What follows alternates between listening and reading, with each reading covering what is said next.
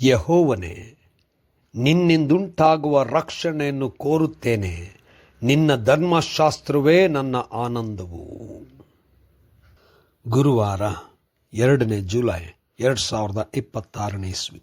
ಈ ದಿನದ ವಾಕ್ಯ ಧ್ಯಾನಕ್ಕಾಗಿ ನಾನು ಆರಿಸಿಕೊಂಡಂಥ ವೇದ ಭಾಗವು ಪೌಲನು ಕೊರಿಂಥದವರಿಗೆ ಬರೆದ 2ನೇ ಪತ್ರಿಕೆ 10ನೇ ಅಧ್ಯಾಯದ 18ನೇ ವಚನ. ತನ್ನನ್ನು ತಾನೇ ಹೊಗಳಿಕೊಳ್ಳುವವನು ಯೋಗ್ಯನಲ್ಲ, ಕರ್ತನು ಯಾರನ್ನು ಹೊಗಳುತ್ತಾನೋ ಅವನೇ ಯೋಗ್ಯನು. ಕರ್ತನಲ್ಲಿ ಪ್ರೀತಿಯುಳ್ಳ ದೇವ ಜನರೇ, ಶುಭೋದಯ. ಕರ್ತನ ಕಾರ್ಯದಲ್ಲಿ ನಿರತರಾಗಿರುವಂಥ ಪ್ರತಿಯೊಬ್ಬನು ತಾನು ಹೊಗಳಿಕೊಳ್ಳುವುದಲ್ಲ, ಕರ್ತನು ಅವನನ್ನು ಹೊಗಳಿದಾಗ ನಿಜವಾದಂಥ ಆಶೀರ್ವಾದ. ದೇವರ ನಾಮಕ್ಕೆ ಸ್ತೋತ್ರ ಉಂಟಾಗಲಿ. ಕರ್ತನಲ್ಲಿ ಪ್ರೇರೆ ಈ ವಾಕ್ಯ ಧ್ಯಾನ ಮಾಡೋಣ. ಈ ದಿನದ ವಾಕ್ಯ ಧ್ಯಾನದ ಶೀರ್ಷಿಕೆ ಆತನ ಹೊಗಳಿಕೆ. ಕರ್ತನಲ್ಲಿ ಪ್ರಿಯರೇ, ಪೌಲನು ತನ್ನ ಸೇವೆಯಲ್ಲಿಯೂ ನಿಯೋಗದಲ್ಲಿಯೂ ಹಲವಾರು ರೀತಿಯಾದಂಥ ಸವಾಲುಗಳನ್ನು, ಸಮಸ್ಯೆಗಳನ್ನು ಎದುರಿಸುತ್ತಿದ್ದನು. ತನ್ನ ಸೇವೆಯಲ್ಲಿ ತಾನು ಸರಿಯಾದಂಥ ರೀತಿಯಲ್ಲಿ ವಾಕ್ಯೋಪದೇಶ ಮಾಡುತ್ತಿಲ್ಲ ಎಂಬುದಾಗಿ, ತನಗಿಂತಲೂ ಇನ್ನೂ ಅನೇಕರು ಸೇವೆಯಲ್ಲಿದ್ದಾರೆ ಎಂಬುದಾಗಿಯೂ ಬಹಳಷ್ಟು ಮಾತುಗಳು, ತೆಗಳಿಕೆ ಇತ್ತು.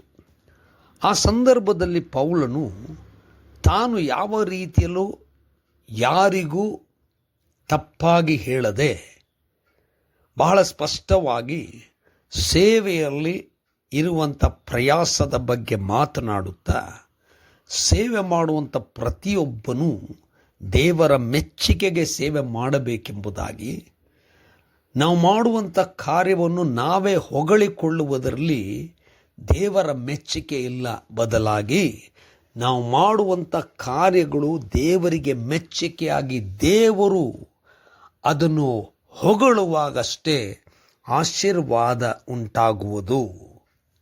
ಕರ್ತನಲ್ಲಿ ಪ್ರಿಯರೇ, ಅನೇಕ ಸಂದರ್ಭಗಳಲ್ಲಿ ಈ ಹೊತ್ತಿನ ದಿನಮಾನಗಳಲ್ಲಿ ನಾವು ನೋಡುವಂಥದ್ದೇನೆಂದರೆ, ಪ್ರತಿಯೊಂದು ಕೆಲಸದಲ್ಲಿಯೂ ಅದರಲ್ಲಿಯೂ ಸೇವೆಯಲ್ಲಿಯೂ ಬಹಳಷ್ಟು ಜನ ತಮ್ಮನ್ನು ತಾವೇ ಹೊಗಳಿಕೊಳ್ಳುವುದು, ತಮ್ಮ ಬಗ್ಗೆ ಬಹಳ ಹೆಚ್ಚಳ ಪಡುವುದು ನಾವು ನೋಡುತ್ತೇವೆ.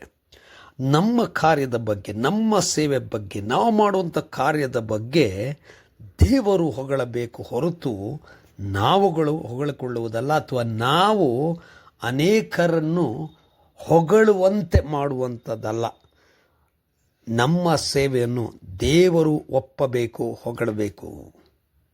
ಕರ್ತನೆ ದಯಾಮಯ ಸ್ವಾಮಿ, ನಾವು ಮಾಡುವಂಥ ಪ್ರತಿಯೊಂದು ಸೇವೆಯಲ್ಲಿ ನಿನ್ನನ್ನು ಮೆಚ್ಚಿಸುವುದಕ್ಕೂ ಮಹಿಮೆ ಪಡಿಸುವುದಕ್ಕೂ ಮಾಡುವಂತೆ ಬಲಪಡಿಸು. ಯೇಸುವಿನ ನಾಮದಲ್ಲಿ ಪ್ರಾರ್ಥನೆ ಬೇಡಿದೆ ತಂದೆಯೇ, ಆಮೆನ್.